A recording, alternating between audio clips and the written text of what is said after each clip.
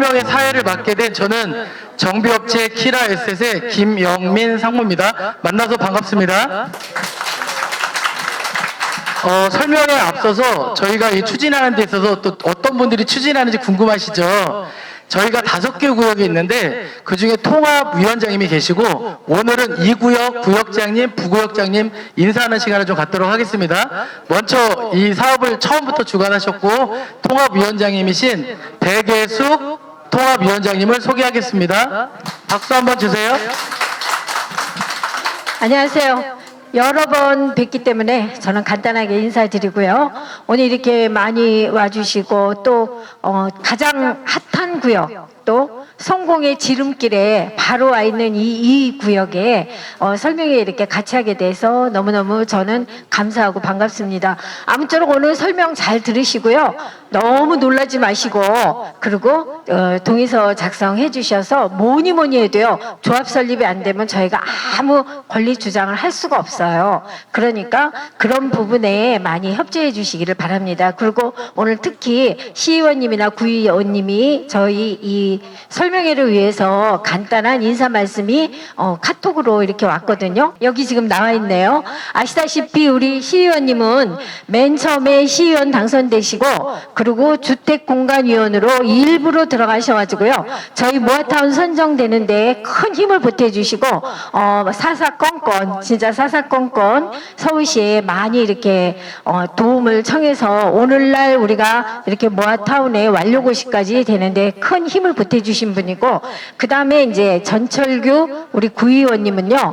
맨 처음부터 저희 공항동 주민들 특히 여기 지역구 의원님하고 국회의원 진성주 의원님하고 잘 살게 하는 게 그분들의 목적이다 하시면서 오늘날까지 이렇게 이끌어 주셨어요. 혹시라도 또 뵙게 되면 같이 인사 나누시고 감사하는 말씀 해주시면 좋겠고요.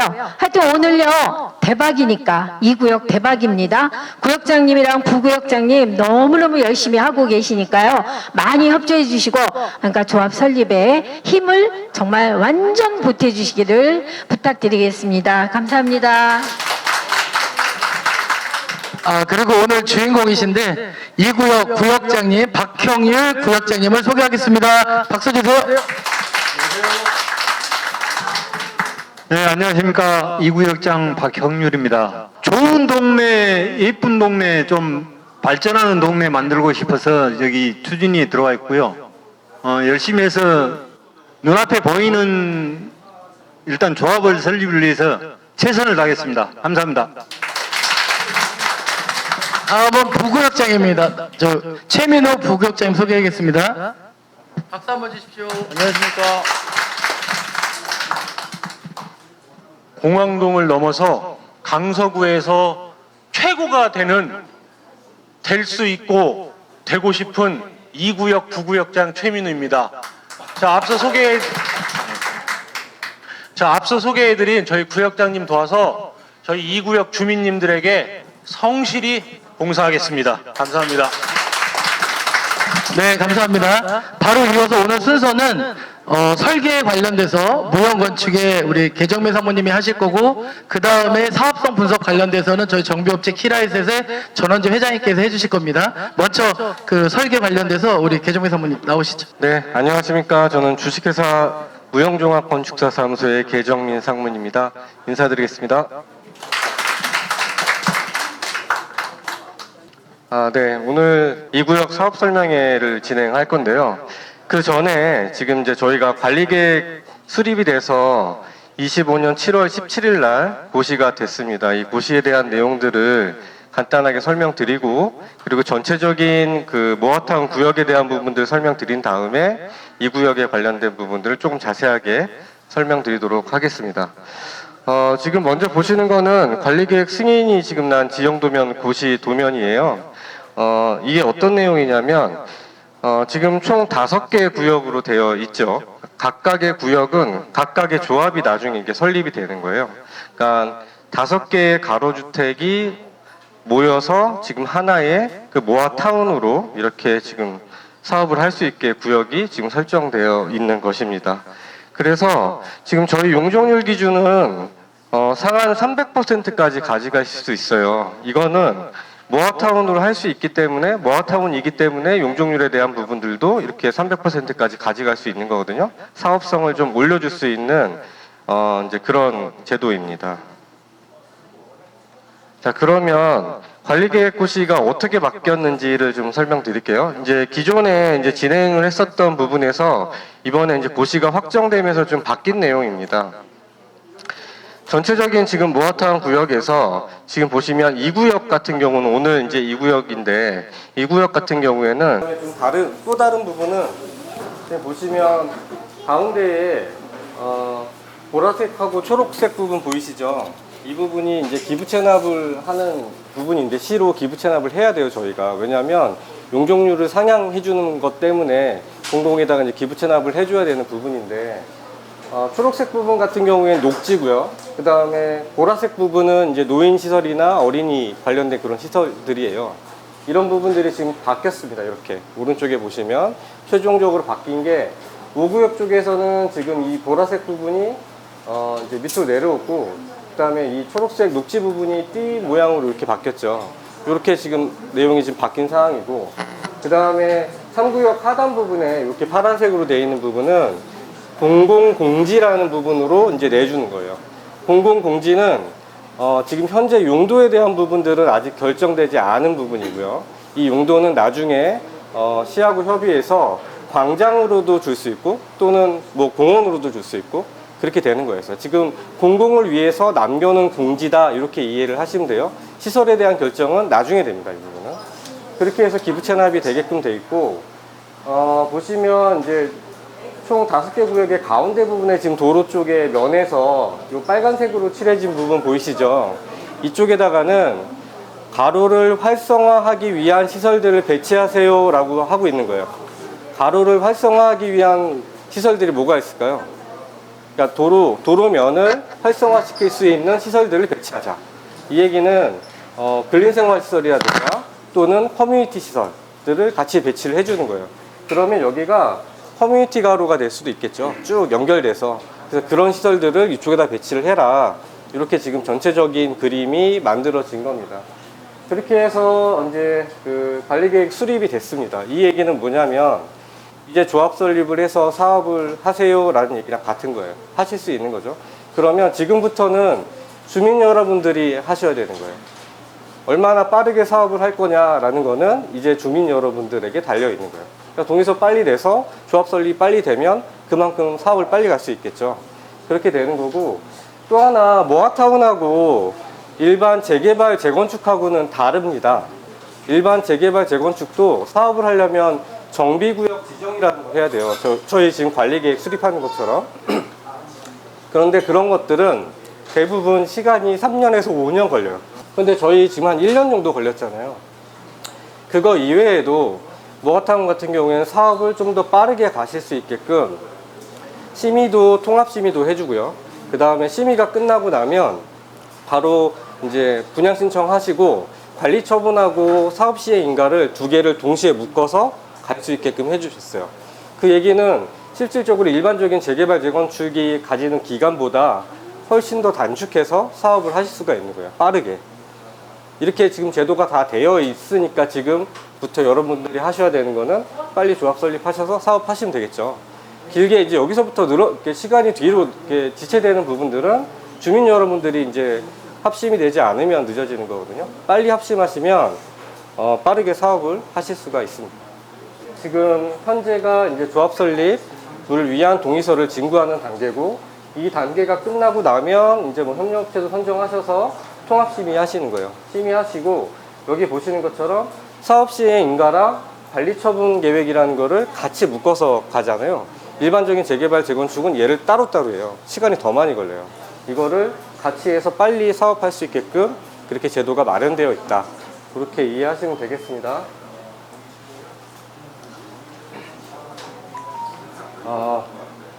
여러 번 제가 이제 설명회 때 설명을 드렸었는데, 저희 지금 모아타운 사업지는 김포공항이 지금 옆에 붙어 있잖아요. 그래서 고도 제한을 조금 받아요. 그래서 실질적으로 보시면 해발고도를 기준으로 해서 57.86m까지 건물을 지을 수가 있어요.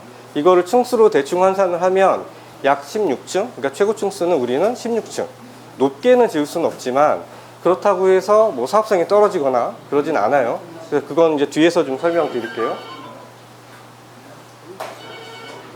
네, 전체적인 이제 배치가 나와 있는 이제 저희 구역의 모습이에요. 아까 말씀드렸던 것처럼 요 가운데 있는 도로를 기준으로 해서 커뮤니티 가로가 형성이 되어 있고, 이렇게 모아타운으로 전체적으로 이제 그림이 그려지게 되면 이렇게 순환할 수 있는 동선도 만들 수가 있고요. 그 다음에 각 구역과 구역을 연계해서 계획을 할 수 있는 부분들이 되게 장점인 거예요. 그러니까 사업을 하려고 하면 뭐 1구역하고 2구역 안 하고 이렇게 하면 안 되겠죠. 이걸 전체적으로 다 같이 이렇게 합심해서 했을 때 모아타운으로서의 가치를 그렇게 가져갈 수 있다. 오늘 이렇게 설명드리겠습니다. 다음 이제 2구역에 대해서 좀 자세하게 볼게요. 아까 말씀드렸던 것처럼 여기 지금 보시는 게 공공보행 통로예요. 여기는 지금 건물을 지을 수 없고요.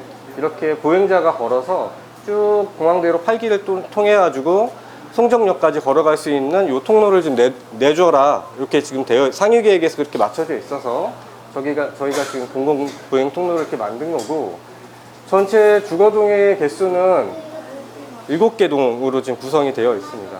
그리고 세대수는 전체 세대수가 466세대. 근데 지금 제가 알고 있기로는 현재 여기 예비 조합원들의 그 세대수가 161세대인 걸로 알고 있거든요. 그러면 임대주택 우리 빼고 나서 분양으로 하는 주택 세대수가 368세대예요. 그럼 161세대에 지금 분양으로 나가는 게 2배 정도 되는 거잖아요. 그래서 사업성이 굉장히 높다, 이렇게 이해하시면 될 것 같습니다. 그리고 주력적인 그 평형대는 작은 것부터 이제 일반적인 그 국민주택까지 다 있어요. 그래서 39타입, 49타입, 59타입, 74, 84 이렇게 지금 구성이 되어 있습니다. 그래서 아까 얘기했던 부분들하고 이제 또 동일한 부분인데, 이렇게 뭐 구역 내 주차 문제 지금 어렵잖아요. 도로도 좁고, 이런 부분들을 모아타운으로 계획을 하게 되면 아까 보셨던 것처럼 구역하고 구역을 묶어서 지하 주차장 같은 경우도 같이 공동으로 쓰실 수 있게끔 할 수 있어요. 근데 이렇게 되면 장점이 뭘까요? 장점. 그렇죠. 더 넓어지죠. 그러니까 주차 효율이 넓어지는 거예요. 그러니까 예를 들어서 주차장을 뭐 3개층 파야 되는데 2개층 반 할 수 있는 거죠. 그렇게 해서 그런 식으로 해서 모아타운으로 했을 경우에는 여러 가지 혜택들을 주고 있습니다. 마지막입니다. 마지막인데, 여러분들 계속 이제 사업하면서 이제 면적에 대한 얘기들 계속 들으실 텐데, 혹시 뭐 전용 면적 또는 분양 면적 이런 얘기 들어보셨죠? 제가 오늘 그거에 대해서 좀 잠깐 설명해드리고 마무리하도록 할게요. 우선 전용 면적에 대한 기준은 뭐냐면, 여기 보이시는 것처럼 벽체가 이렇게 있잖아요. 그러면 안에 이 노란색 선 보이세요? 벽체 안쪽 선, 실질적으로 내가 사용하는 부분에 대한 면적, 이게 전용 면적이에요. 전용 면적. 그리고 지금 보시면 여기 예시를 지금 들어놨는데, 우리가 아파트에 보면은 코아라고 해서 계단실하고 엘리베이터 들어가잖아요. 이 부분은 공용 면적이거든요. 그래서 이 노란색으로 이렇게 지금 표현이 되어 있는 벽체 안쪽에 전용 면적하고, 그 다음에 이 계단실 부분에 대한 이 면적을 합칩니다. 합치게 되면 그거를 우리가 공급 면적이라고 해요. 전용 면적하고 공유 면적을 합치면 그게 분양 면적이 되는 거예요. 그러니까 우리가 32평, 34평 이렇게 얘기하잖아요. 그 32평, 34평에 대한 면적은 공급 면적을 얘기하는 거예요. 그리고 전용 면적은 실제 내가 사용하는 면적. 근데 이거를 왜 아파트에서는 분리했을까요? 이렇게 면적을 분리한 거는 아파트밖에 없어요. 왜 그러냐면, 예전에는 예전 아파트 같은 경우는 면적선을 딸 때 이렇게 실내측에 실제 사용되는 면적으로 하는 게 아니라 벽체 중심으로 이렇게 면적을 냈거든요. 그렇게 되면 옛날 아파트, 구축 아파트하고요, 지금 신축 아파트하고 한번 비교해 보세요. 똑같은 34평이라고 해도 같지 않아요. 옛날 구축 아파트가 훨씬 적습니다. 예를 하나 들어볼게요. 옛날에 32평짜리 아파트는 지금의 29평 아파트, 30평 아파트하고 비교했을 때 면적이 비슷해요. 그러니까 지금 아파트가 훨씬 더 면적이 크다는 거죠. 근데 여기에 플러스 하나 더 있어요. 발코니가 지금 이렇게 표현이 되어 있는데 발코니 면적은 서비스 면적이라고 해서 면적에 들어가지 않아요. 그런데 지금 짓는 아파트들은 이러한 서비스 면적들을 활용을 해서 뒤에서 보여드릴게요. 이렇게 확장을 하는 확장 설계를 하고 있습니다. 그러면 실질적으로 체감되는 면적의 크기는 더 크겠죠. 34평이라고 그래도 옛날 34평 아파트하고 지금 확장된 평면의 34평 아파트 들어오면 체감 자체가 달라요. 그래서 뭐 24평 아파트라고 해도 지금은 작지 않다. 이렇게 좀 이해하셨으면 되겠습니다. 네, 이상입니다. 네, 수고하셨습니다. 다음 이어서 오늘 사업성 분석을 해주실 우리 키라에셋의 전원재 회장님을 모시도록 하겠습니다. 박수 한번 주십시오. 아유, 안녕하십니까, 여러분. 저 키라이셋의 전원재입니다. 제가 사실 여러분들을 모시고 세 번째 이렇게 설명회를 합니다. 그래서 2년 전에 거의 비슷한 내용으로 사업성 분석을 해서 여러분 재산이 과연 얼마나 늘 것인가, 이 모아통을 통해서 그거를 2년 한 2개월 전에 벌써 말씀을 드렸고요. 그리고 작년 이맘때쯤 또 말씀을 드렸고, 이렇게 또 세 번째 오늘 그 말씀을 드립니다. 근데 처음에 그 2년 전에 제가 말씀드릴 때 상당히 그 사업성이 좋고 여러분 재산이 많이 늘어날 것 같습니다. 이렇게 말씀드리니까 여러분들께서 아이고 지금 우리 그 그때 당시에 별로 아파트도 막 내려가고 막 그랬을 상황이거든요. 아파트 값도. 그래서 재개발해서 과연 그 재산이 그 혹시 까먹지는 않을까 이렇게 걱정하시는 분들이 좀 계셨었어요. 그래서 제가 걱정하지 말라고 말씀을 드렸는데 걱정을 많이 하시더라고요. 근데 1년이 지나고 다시 이제 사업성 분석을 해보니까 그동안 또 아파트 값이 이제 회복이 되고 막 올라갔고요. 이걸 보십시오. 제가 2년 전에 이렇게 올라갈 겁니다. 이렇게 했는데 1년 동안 이렇게 오르지 않았습니까? 그래서 그 전에 말씀드렸던 것보다 사업성이 더 좋아졌습니다라고 1년 전에 말씀드렸습니다. 근데 오늘 또 이렇게 1년이 또 지난 후에 오늘 이렇게 분석을 해보니까 훨씬 더 좋아졌습니다. 더.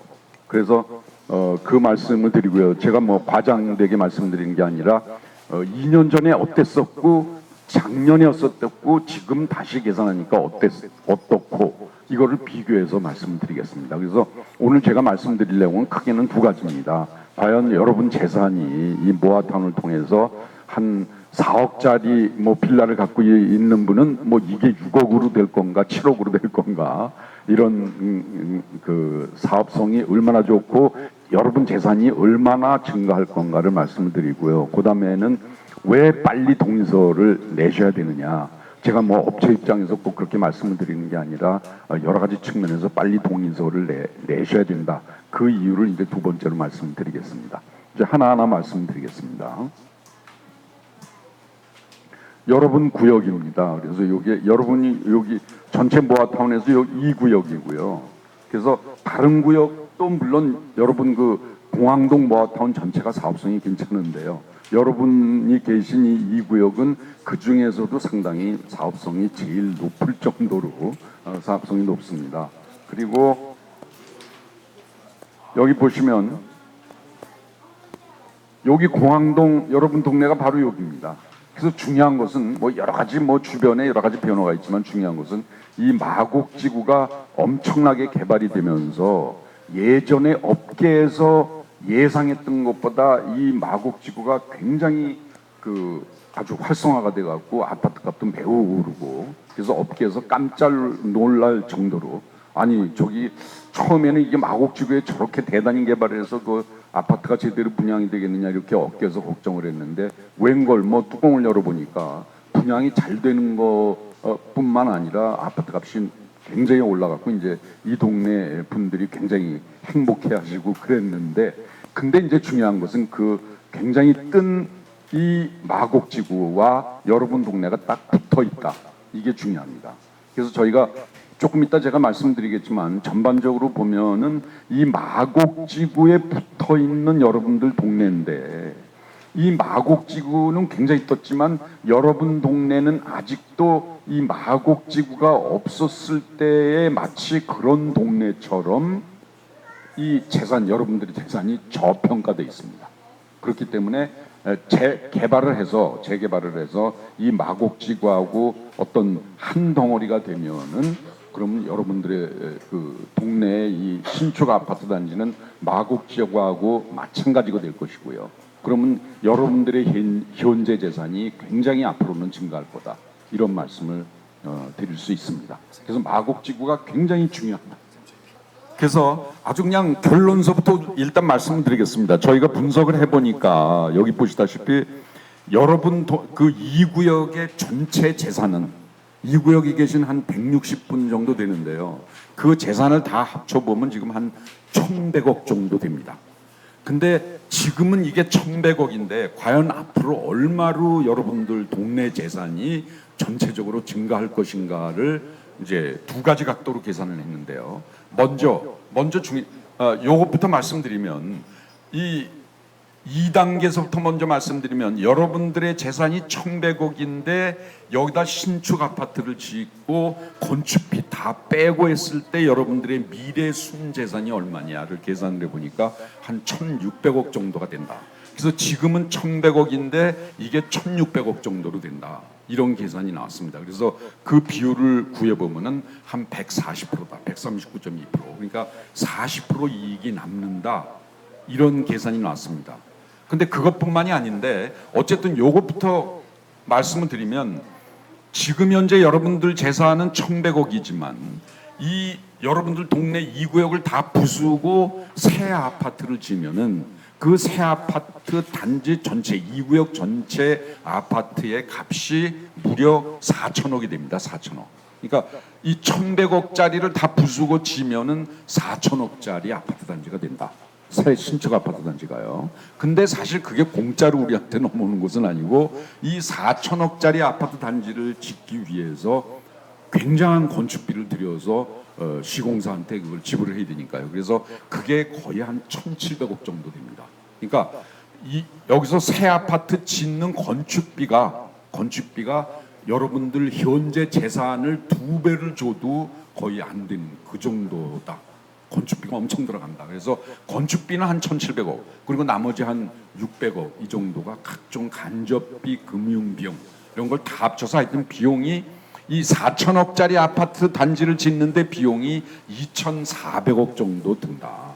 그래서 4천억짜리 아파트 단지 만들어서 거기서 2,400억을 지불을 하면 나머지 순재산이 1,584억이 남는다. 이런 계산이 되겠습니다. 그러니까 여러분들의 재산은 1,100억에서 향후에 건축비 주고 다 빼도 1,600억이 된다. 그래서 40%가 남는다. 이렇게 되는데 이것만이 이익이 아니고 여기 보시면은 이걸 어떻게 계산을 했냐면은 여러분들 동네를 다 부수고 신축 아파트 단지를 만들었을 때 대략 그 시가가 평당 한 4,200만 원짜리 그 아파트 단지가 됩니다. 그러니까 신축 아파트 단지를 막 지었다. 그러면 그 단지가 아파트 값이 평당 한 4,200만 원 정도가 된다. 이렇게 보시면 됩니다. 그러니까 예를 들어서 30평 아파트다. 그럼 3, 4, 12. 한 13억 정도 아파트가 된다. 여러분들 동네의 미래 아파트 단지의 30평형은 시가로 따지면 한 13억 정도 될 것이다. 이런 계산이 나오고요. 그 다음에 여러분들은 조합원이기 때문에 보통 아시다시피 이제 재개발이나 재건축을 하면은 일반인한테 파는 분양 가격보다 상당히 싸게 조합원들이 싸게 갖고 옵니다. 그게 일종의 조합원의 특권이죠. 그래서 그거를 엄청 싸게 갖고 온다고 계산을 했을 때, 즉 시가 4,200만 원짜리를 3천만 원에, 평당 3천만 원에 갖고 온다고 그렇게 계산했을 때의 이익률이 39%인 겁니다. 단순히 39%가 남는 게 아니라 여러분들이 먼저 일단 분양을 하게 되면은 여러분들 아시겠지만 조합원부터 먼저 분양을 합니다. 그래서 조합원 분양을 하고 1, 2년 후에 이제 일반 분양을 그때그때 필요에 따라서 하게 되는데 먼저 조합원 분양할 때 여러분들이 먼저 싸게 갖고 오는 겁니다. 그러니까 이익을 선취한다, 먼저 갖고 온다 이런 개념이죠. 조합원이니까. 그래서 자, 평당 4천만 원짜리를 3천만 원에 갖고 온다 이러면 어떻게 되겠습니까? 예를 들어서 30평으로 따지면 3, 40이 한 13억짜리를 339, 9억에 갖고 온다는 얘기입니다. 그럼 거기서 한 3억이 남습니다. 그래서 먼저 3억의 이익을 먼저 취한 다음에 그렇게 계산해도 40%가 또 남는다는 개념입니다. 이게 단지 40%가 남는다 이런 개념이 아니라 이렇게 3억을 먼저 내가 이익을 갖고 온 다음에 플러스 40%가 또 남는다 이런 개념입니다. 이거 엄청 남는 겁니다. 그래서 그러면 과연 그렇게 될까? 그러면 여기서 제일 중요한 거는 여러분들 이익이 재산이 증가하려면 가장 중요한 것은 여기에 신축할 새로 짓는 아파트 값이 비싸져야 되는 겁니다. 기껏 이렇게 돈을 엄청 들여서 건축비용 2,300억을 들여서 아파트를 졌는데 이 아파트가 싸구려 아파트가 된다. 그럼 큰일 나는 거죠. 그게 엄청 비싼 아파트가 돼야 거기서 이 2,300억을 다 지불하고도 이게 네트로 남는 거죠. 그러니까 어떻게든지 이익이 많이 나려면 이 앞으로 여러분들 동네에 지을 아파트가 굉장히 비싼 아파트가 돼야 된다. 그래서 저희가 한 4,200만 원짜리 아파트 단지가 될 거다 이렇게 해서 계산한 게 이렇습니다. 근데 사실은 제가 좀 보수적으로 계산한 것이 여러분들 동네 신축 아파트는 한 5천만 원 가까이 될 거라고 저는 개인적으로 생각합니다. 근데 수학식으로 제가 계산을 해봤더니 너무 이렇게 과잉으로 말씀드릴 수도 없고 그래서 아주 보수적으로 해서 제 개인적으로는 솔직히 한 평당 5천만 원짜리 아파트가 될 것 같은데 보수적으로 계산하기 위해서 4천만 원 정도로 이렇게 계산해도 이렇게 많이 남는 겁니다. 이렇게. 그래서 상당히 많이 남는다는 거를 제가 너무 강조하는 것 같지만 그 내용을 보시면 여러분들도 아실 겁니다. 여기 지금 지도고요. 여러분들 동네입니다. 여기가. 여기 마곡지구 전체고요. 그리고 여기가 이제 그 모아타운, 그 공항동 모아타운이고요. 그래서 여러분들 동네하고 가장 가까운 아파트가 바로 마곡 13단지 힐스테이트입니다. 마곡 요게. 그래서 요게 지금 현재 평당 4,600만 원입니다, 여러분. 그래서 지금 현재 평당 4,600이고 이쪽으로 좀 가면은 조금 떨어져 있지만 요건 평당 4,200이고 여기는 4,700이고 뭐 3,800, 3,900 조금씩 다릅니다만 여기는 이제 목동하고 가까워지면서 여기는 4,300 뭐 이렇게 4,600 이런 식으로 쭉 분포가 돼 있어서 이거 전체를 보시면 이게 몇 년씩 된 아파트인데 여러분들 여기다가 새 아파트를 지으면은 4,200만 원이 될 거다라고 제가 말씀드리지만 그거는 대단히 보수적인 얘기고 제가 개인적으로 볼 때는 한 5천만 원은 될 것이다. 근데 여기서 또 중요한 것은 요 13단지 힐스테이트 그 마곡 요게 평균으로 보면 평당 4,600만 원인데 평형대별로 단가가 적어서 그 25평이 제일 인기입니다. 이 단지는. 근데 25평형은 평당 5천이 넘습니다. 5,200만 원입니다, 여러분. 네. 그래서 여기서 우리가 두 가지를 알 수 있는데 여기다가 우리가 신축 아파트를 지면은 최소한 5천은 될 것 같다. 그냥 개인적으로 좀 그렇게 생각하고요. 또 두 번째 중요한 것은 아까 이제 설계 상무님이 말씀을 하셨지만은 지금 아까 설계한 것들을 여러분 설계 그 결과를 여러분들한테 다 보여드렸지만 그게 확정된 것은 아니고 지금 현재 여러분들한테 예상되는 그 그림이나 이런 것들 보여드린 거고 나중에 이제 여러 각도로 종합 분석을 해서 평형대별로 어떤 평형대별을 더 만들고 어떤 평형대별은 좀 덜 만들고 이런 걸 결정을 할 때 여기 보시다시피 이 동네는 25평형이 인기다. 이게 제일 비싸다. 굉장히 차이가 평균 4,600인데 이게 5,200 아닙니까? 그러니까 그런 걸 잘 계산을 해서 평형대별로도 요 평대가 인기니까 요거를 더 짓고 요거는 좀 덜 짓고 이런 거를 잘 해야 또 잘 하면 이익이 더 남는다. 이런 얘기가 되겠습니다. 그래서 그 중요한 얘기입니다. 그래서 나중에 이제 저희하고 또 아까 상무님 말씀하셨지만은 설계업체하고 같이 의논을 해서 시장 조사도 하고 주변에 여러 아파트 단지들의 평형대별로 얼마나 차이가 가격 단가가 차이가 나고 어떤 게 인기고 이런 것들을 다 조사를 해서 거기에 맞춰서 설계를 해야 된다. 이런 말씀을 드립니다. 그래서 전체적으로 보시면 제가 아까 4,200만 원짜리가 될 거다라고 하면서 상당히 보수적으로 말씀드린 거고, 사실 전 개인적으로는 5천도 된다 이렇게 말씀드린 거를 여러분들도 대략 이해하실 겁니다. 우리 바로 옆에 있는 게 벌써 2017년이니까 8년이 지났습니다. 근데 우리는 새 아파트가 될 거고요. 이게 5천입니다. 5,225평형. 평균 그냥 4,600이니까 5천은 된다, 이런 거를 아마 어렴풋이 여러분들도 이해를 하실 걸로 생각이 되고, 제가 무슨 과장을 해서 남는다, 엄청 남는다 이렇게 말씀드린 게 아니라는 거를 이해를 하실 겁니다. 자, 그래서 다시 말씀드리면, 자, 여기서 30평 기준으로 하면 3, 40이 13억인데 그거를 9억에 갖고 오면서 한 3억 몇천을 남긴 다음에, 이익을 남긴 다음에 또 39% 이익을 2차로 남긴다, 이런 개념이 되겠습니다. 그러면 그 결과로 여러분들의 재산이 구체적으로 얼마나 어떻게 늘어날 것이냐를, 요거는 이제 사실은 이 수학식으로 앞으로 미래에 여기를, 여러분 동네를 다 부수고 여기다 신축 아파트 단지를 만들 때 이게 평당 얼마짜리가 될까를 제가 40년 동안 연구를 했습니다. 사실 제가 외대 경영대학 교수를 한 35년 하고 몇 년 전에 정년퇴직을 하고요. 제가 이쪽의 전공이기 때문에 유럽에 유학을 가서 이쪽으로 박사학위를 받고 교수를 한 35년 했는데요. 학생들을 가리키고 책도 제가 썼고 하면서 40년 동안 연구를 한 게, 어디 땅을 부셔서 거기다가 아파트 단지를 만들었을 때 이게 얼마짜리가 될까를 예측을 하는 시뮬레이션 기법을 이렇게 만들었습니다. 이거는 그냥 뭐 복잡합니다. 함수로 만들어 갖고 아파트 가격을 Y로 놓고 아파트 가격에 영향을 미치는 변수를 X1, X2 이렇게 해서 수십 개 변수를 해서 함수로 만들어 갖고 그 함수를 각 변수에 대해서 미분을 해 갖고 모든 미분값이 동시에 제로가 될 때 6원 연립방정식으로 풀면 나옵니다. 그래서 이것도 상당히 보수적이기 때문에 4,280만 원이 될 거다, 이렇게 나왔습니다. 그리고 이거는 수학이기 때문에 이렇게 제가 만든 이 식으로 예측을 하면은 맞을 확률이 대략 0.808이다. 즉 80% 맞는다.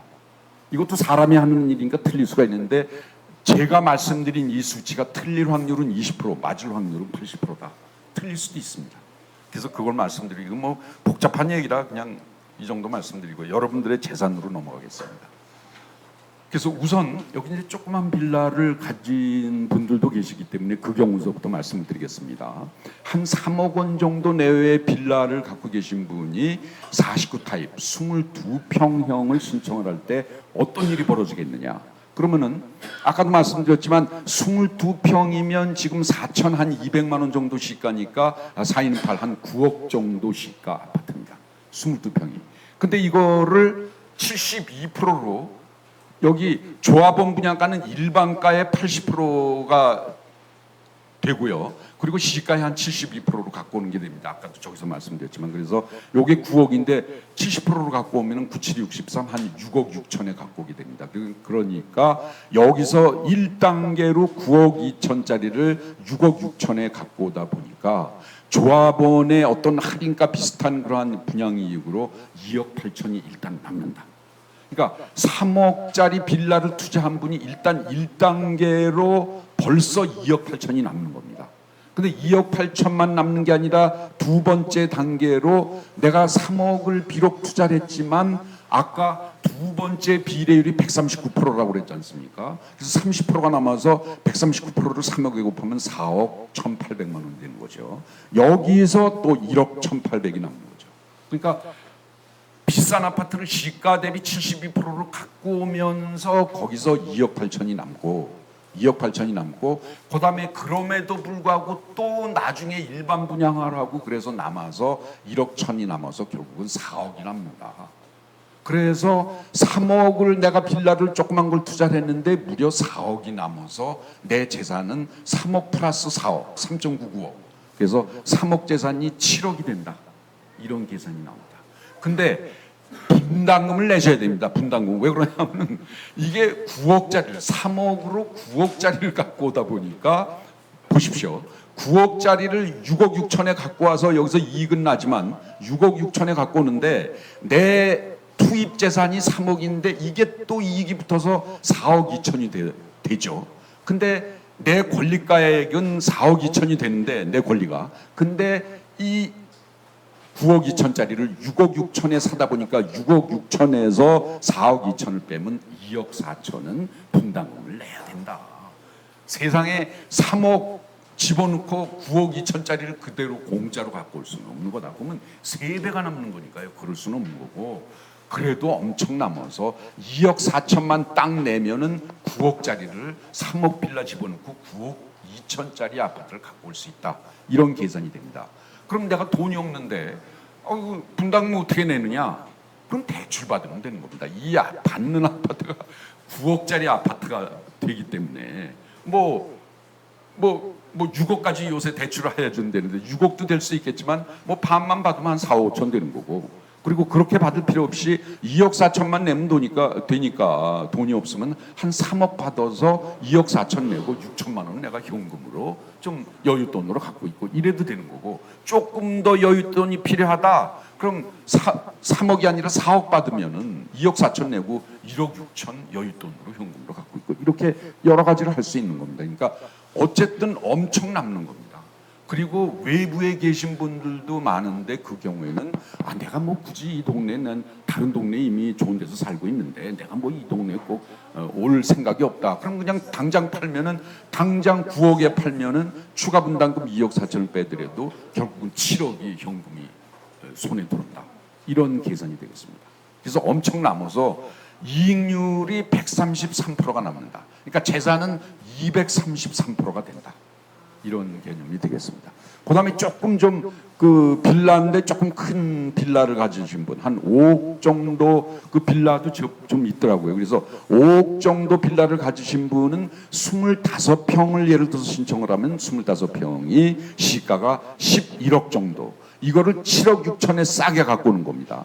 근데 내가 투입한 5억 내 자본이 내 빌라, 내가 투입한 빌라가 이게 139%로 이익이 나니까 6억 9,600, 7억이 되는 겁니다. 그러니까 5억이 7억이 되고 권리가. 그런데 11억짜리를 7억 6천이면 사올 수 있고, 그러니까 6천만 원만 내면은 11억짜리 아파트를 갖고 온다. 4억 집어넣고, 5억 집어넣고.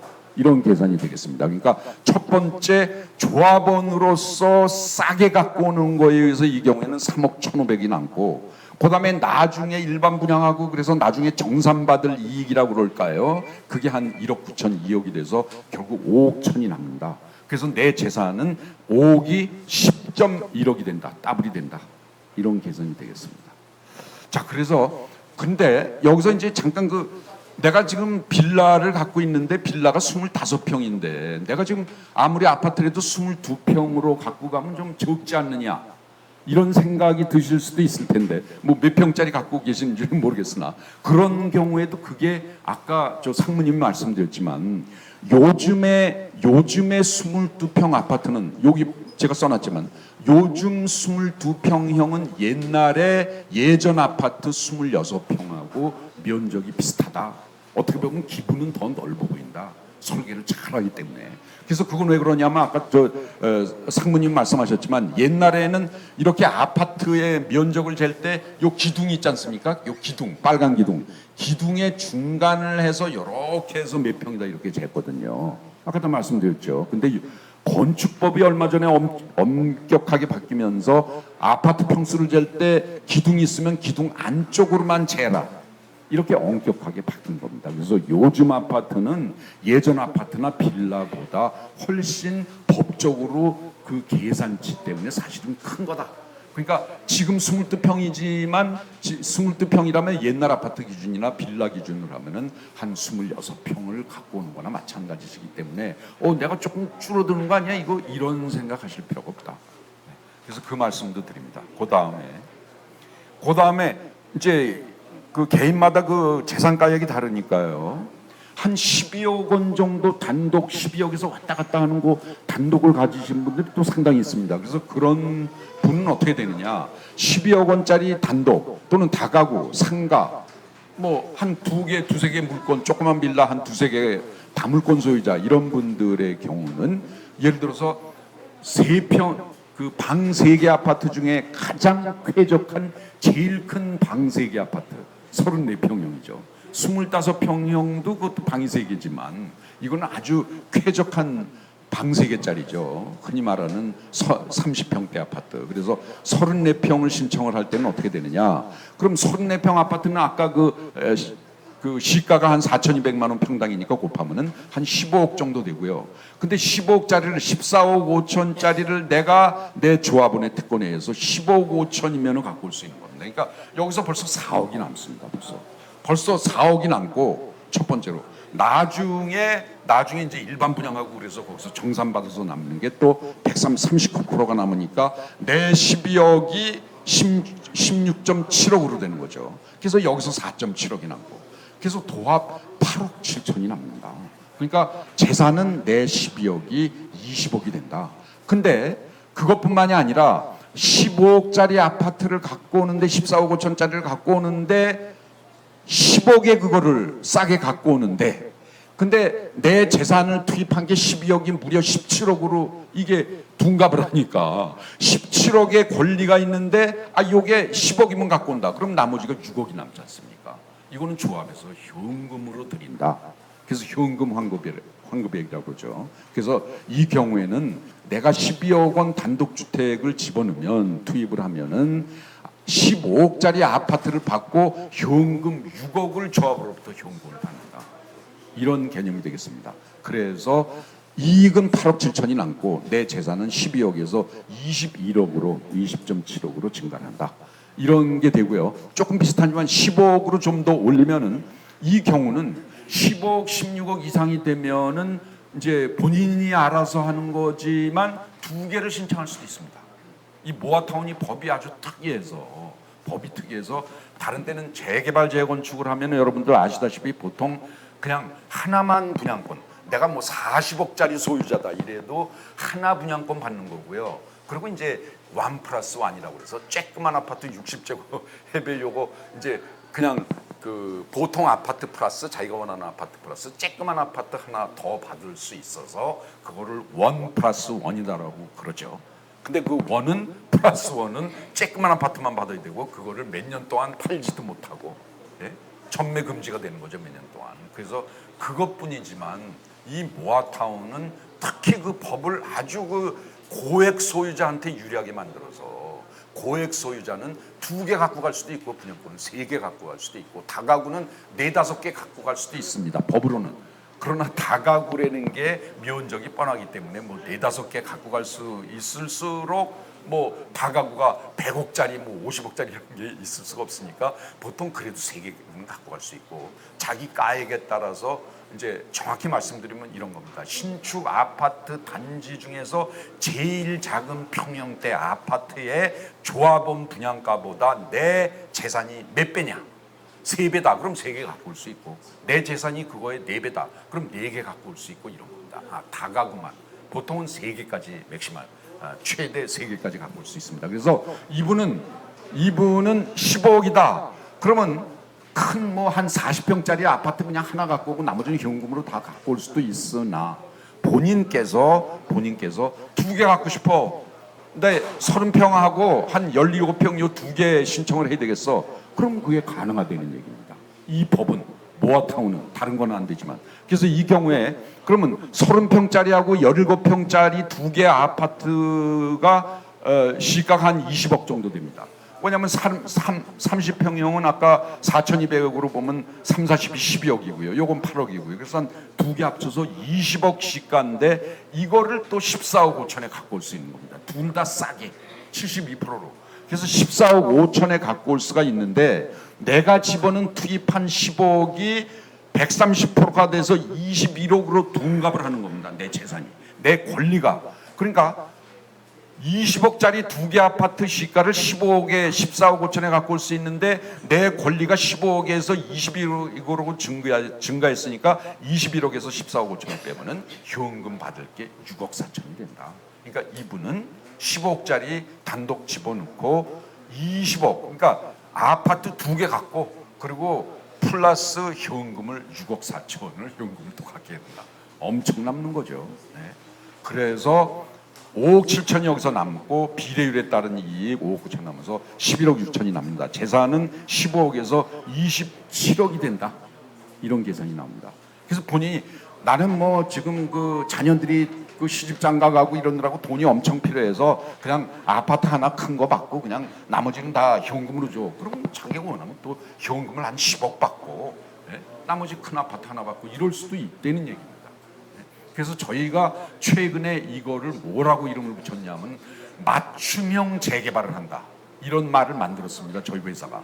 그래서 좀 없는 말이지만, 그러니까 고액 소유주 보통 재개발을 한다면은 이제 빌라 소유주분들이 많이 이제 찬성을 하시고 이제 고액 소유주, 단독주택 소유자, 상가 소유자 이런 분들이 많이 반대를 하시는데 이거는 거꾸로다라는 얘기입니다. 거꾸로다. 고액 소유자한테 유리한 규정을 몇 개 특이하게 만든 법이 바로 모아타운과 관련된 법이다. 그걸 아셔야 된다. 예? 그래서 고액 소유자가 다른 일반 재개발과는 다르게 이렇게 저렇게 많이 남을 수가 있다. 이런 말씀을 드리는 겁니다. 자, 그다음에 이제 그리고 또 그래서 이제 그걸 15억 빌라 소유자 금방 말씀드렸지만 이 경우에 30평짜리하고 17평짜리 갖고 싶어. 그러면 그렇게 되는 거지만 이럴 수도 있습니다. 내가 15억인데 지금 내가 상가를 갖고 있어. 근데 아파트도 좋지만 상가를 없애버리려니까 그거 아까워. 그러면 내가 34평 쾌적한 아파트에다가 15억짜리 시가 정도. 내가 지금 15억짜리 이건 빌라가 아니라 상가, 그렇죠. 상가를 갖고 있는 분이다. 빌라가 아니라. 이거 잘못 표기가 됐습니다만 내가 지금 15억짜리 상가 건물을 갖고 있는데 내가 이거 임대료를 받고 그래도 이게 나이가 좀 들어서 그걸 갖고 이렇게 생활을 하고 있는데 아파트 좋은 거 갖는 것도 좋지만 상가를 없애버리기가 참 아깝다. 이거 아파트도 받고 상가도 받을 길이 없을까? 길이 있다는 얘기입니다. 바로 그래서 여기 보시면 34평 아파트하고 15억짜리 상가 그대로 달라. 지금 내가 갖고 있는 상가가 15억짜리인데 15억짜리 주고 그리고 34평 아파트도 달라. 이게 가능하다는 겁니다, 여러분. 이거 보세요. 34평 아파트 432 14억입니다. 이게 시가가. 그리고 15억 상가는 시가가 15억이고요. 그럼 더하면 30억입니다. 29.5. 시가 30억의 아파트와 상가 이거를 얼마에 갖고 올 수 있냐 하면은 21억에 갖고 올 수 있습니다. 조합원가로 72% 싸게 하니까. 근데 내 10억, 내가 투자한 15억이 139%로 변환이 돼서 이게 21억이 되는 겁니다. 20.9억. 내 권리가. 그러니까 이 30억 이 물건 두 개를 아파트와 상가를 21억 7천이면 갖고 올 수 있는데 내 권리가 15억에서 21억으로 둔갑을 하다 보니까 모자라는 게 거기서 딱 빼면 8천만 원만 모자란다는 얘기입니다. 그러니까 8천만 원만 집어넣으면 내가 원래 갖고 있던 15억 상가 그대로 갖고 오고 34평 15억짜리 34평을 같이 갖고 올 수가 있다. 엄청나게 남는 거죠.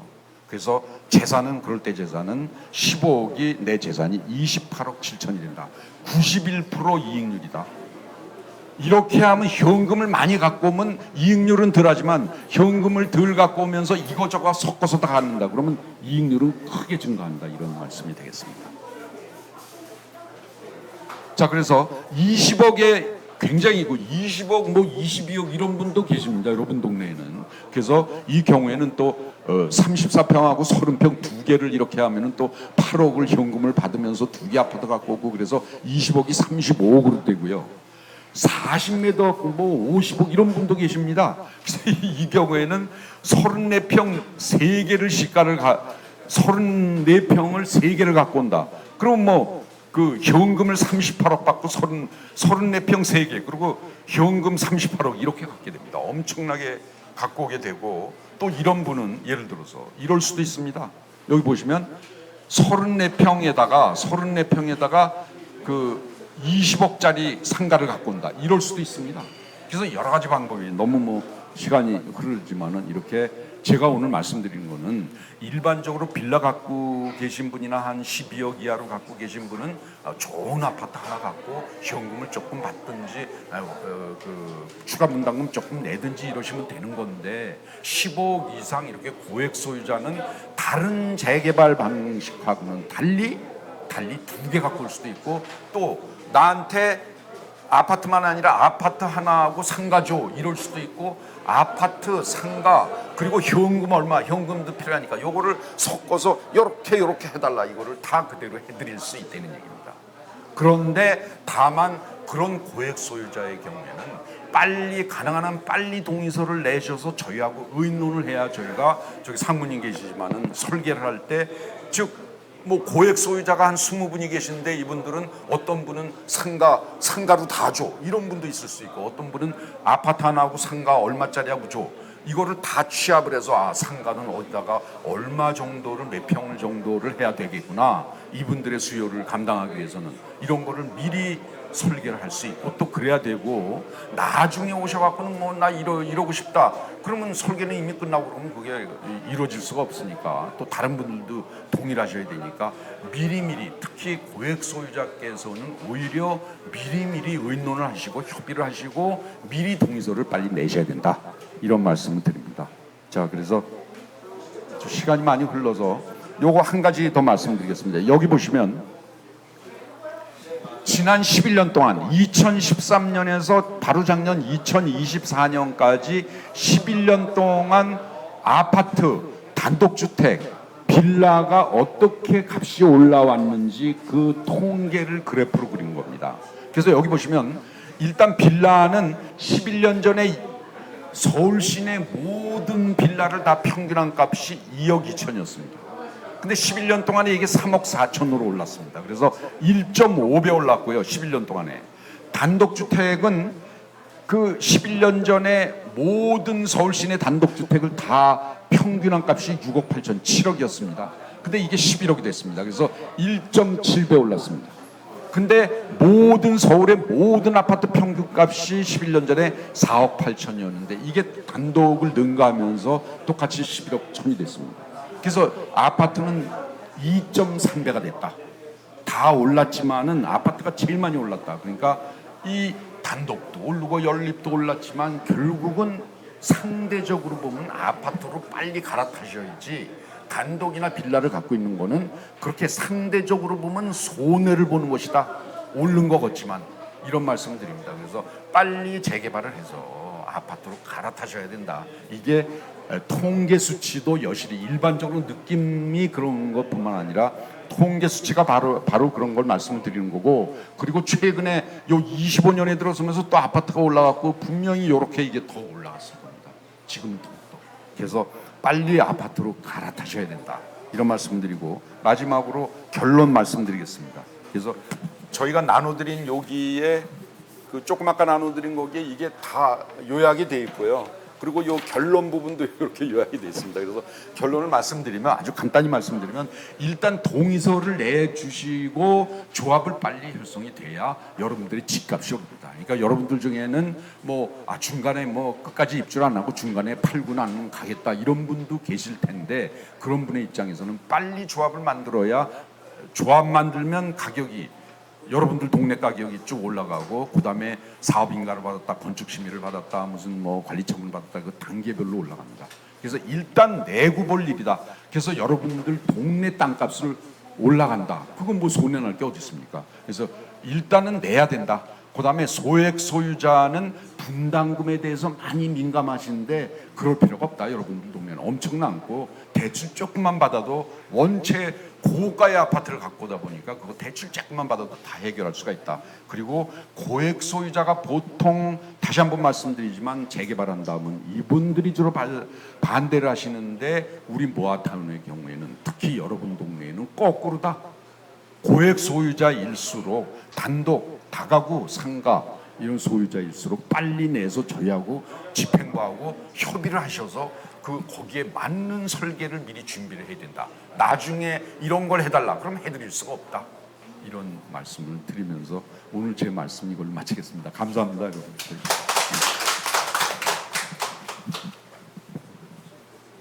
예, 좀 장시간 저기 하셨고 이제 Q&A 시간을 좀 가질까 하거든요. 궁금하신 거 있으면 하시고 혹시 여기 계신 분들은 동의서 다 쓰셨죠? 안 쓰신 분 손 들어보세요. 예, 충분히 설명 들으시고 하시면 되고 지금 오다 보니까 이제 여기 아까 말씀드린 것처럼 모든 자료는 다 업로드해서 천천히 다 보실 수 있어요. 안 보이실 수 있어요. 그렇죠? 근데 제가 세 가지만 좀 말씀을 드릴게요. 두 분을 위해서 다 쓰셨으니까. 첫 번째, 여기는 공사비를 850으로 했어요. 중요합니다. 자, 850이면 커요, 적어요? 자, 공사비 평당. 이게 되게 중요해요. 왜냐면 여기 있는 모든 자료의 백데이터라고 보시면 돼요. 이 구역이 사업성이 제일 높아요. 1억짜리가 1억 4천 대. 근데 여기는 1억짜리가 1억 4천 대니까. 그쵸? 그만큼 비례율이 좋으니까. 그러니까 사업성이 좋아서. 자, 그래서 이런 게 어떻게 되냐. 첫 번째, 다른 분들한테 알려주라고 말씀드리는 거예요. 여기 분들은 다 동에서 쓴다고 간청하고 나가서 다른 분 옆집 데리고 오셔야 돼. 첫 번째는 뭐냐면 850 공사비 되게 중요합니다. 무슨 말이냐면 지금 분담금이 적더라도 공사비를 적게 하면 덜 내죠. 근데 실제로 가다 보면 공사비 올라가요. 매년 100만 원씩 올라간다고 치면 우리가 내년에 시공사를 선정하더라도 지금 850 잡은 게 충분하다. 무슨 말씀이 아시죠? 근데 그때 가서 공사비가 이거보다 적게 했다. 그거는 다 누구한테 이익 가냐? 여러분들한테 가는 거예요. 첫 번째, 공사비를 850으로 잡았다는 거 첫 번째. 두 번째는 10억짜리를 8억에 가지고 가시는 거야. 20% 할인 받는 거잖아요. 그렇죠? 세 번째, 일반 분양가를 그러니까 나중에 이제 팔아야 되잖아요. 그거를 3,859만 원을 잡았다는 거예요. 자, 근데 아까 우리 회장이 말씀하신 대로 13단지가 지금 얼마냐? 평당 5,200이에요. 자, 그만큼 나중에 분양가가 높아지면 그거 다 누구한테 쓰일까요? 누구한테 쓸까요? 엄마한테 가요? 하여튼 가요. 이 세 가지만 생각하시면 이 사업은 정말 좋은 사업이라고 보십니다. 무슨 말씀이 아시죠? 여기까지만 혹시 질문 없으시죠? 언제든지 오시고요. 월요일부터 금요일 10시부터 8시, 토요일, 일요일 11시부터 5시. 자, 옆집, 앞집, 교회 앞에, 대들교 앞에 가셔가지고 친구분들 좀 모시고 오세요. 제가 그러면 따뜻한 차도 대접해드리고 설명해드릴게요. 왜냐면 이게 161명이면 128명이 돼야지만 조합 설립이 되는 거야. 제가 오늘 딱 보니까 40개 거둔 거거든요. 몇 개 남았어요? 120개 거둬야 되니까 80개 남았어요. 80개. 자, 여기 오신 분들이 5명만 데려오시면 다음 달에 조합 설립한다. 알겠죠? 자, 이걸로 설명을 마치도록 하겠습니다. 감사합니다.